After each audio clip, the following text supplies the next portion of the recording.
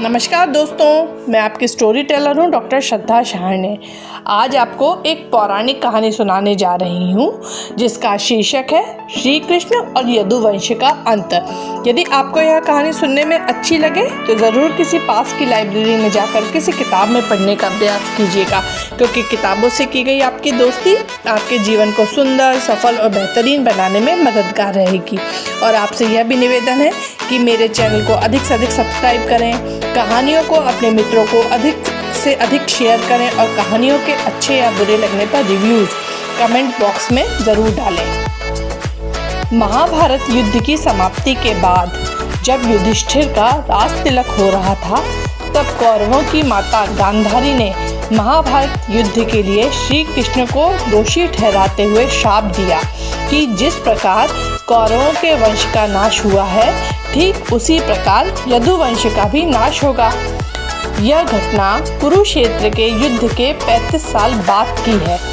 कृष्ण की द्वारिका नगरी बहुत शांत और खुशहाल थी, जहाँ युवाओं के भीतर चंचलता बड़ी ही सामान्य थी और वे सभी भोग विलास में लिप्त रहते थे।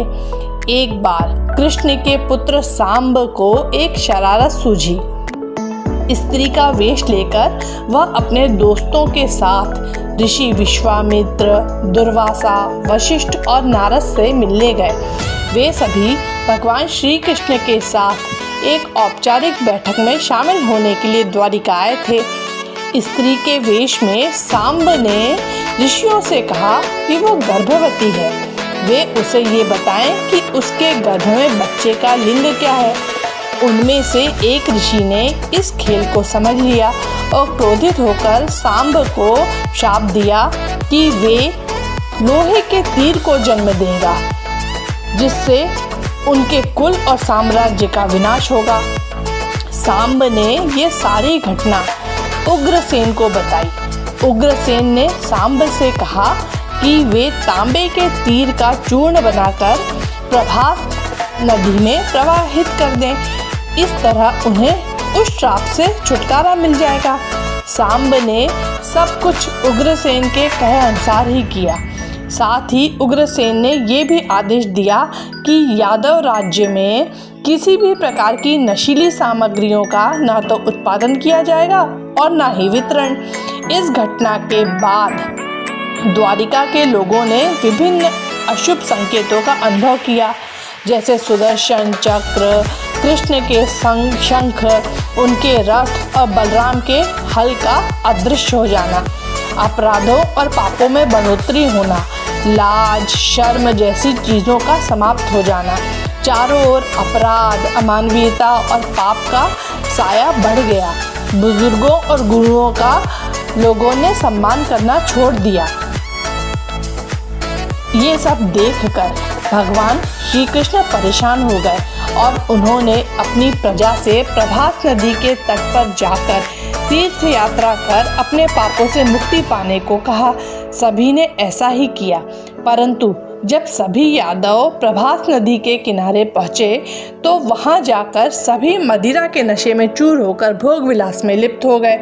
मदिरा के नशे में चूर सात्यकी कृतवर्मा के पास पहुंचा और अश्वत्थामा को मारने की साजिश रचने और पांडव सेना के सोते हुए सिपाहियों की हत्या करने के लिए उसकी आलोचना करने लगा।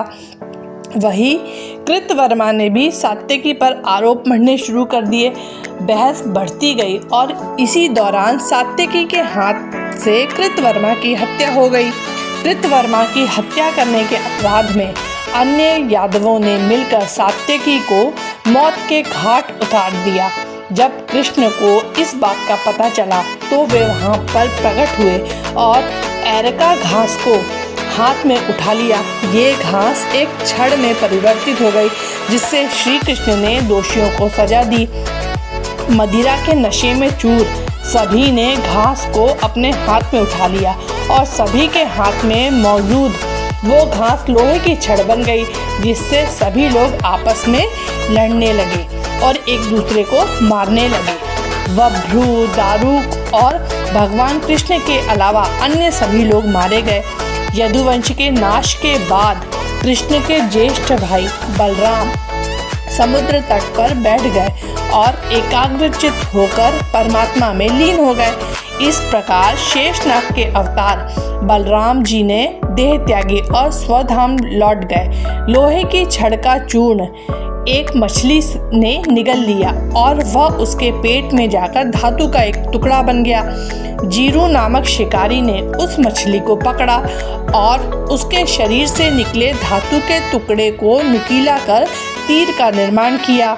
कृष्ण वन में बैठे ध्यान में लीन थे। जीरू को लगा वह कोई हिरण है। उसने कृष्ण पर तीर चला दिया, जिससे श्री कृष्ण की मृत्यु हुई। कुछ समय बाद अर्जुन मदद लेकर द्वारिका पहुँचे और कृष्ण की मृत्यु की खबर पाकर अत्यंत दुखी हो गए। कृष्ण के जाने के बाद द्वारिका में उनकी 16,000 रानियाँ, कुछ महिलाएं, वृद्ध और बालक ही शेष रह गए थे। वे सभी इंद्रप्रस्थ के लिए रवाना होने लगे। इसके बाद उस क्षेत्र में सभी देवता और स्वर्ग की अप्सराएं, यक्ष, किन्नर, गंधर्व आदि आए और उन्होंने श्री कृष्ण की आराधना की। आराधना के बाद श्री कृष्ण ने अपने नेत्र बंद कर लिए और वे सब शरीर ही अपने धाम को लौट गए। इस कहानी से हमें यह सीख मिलती है कि जब धरती पर पाप और अन्याय बढ़ जाते हैं तो पूरा का पूरा वंश नष्ट हो जाता है। यदि आपको यह कहानी अच्छी लगी हो तो ज़रूर इसे अपने दोस्तों को शेयर कीजिएगा। धन्यवाद।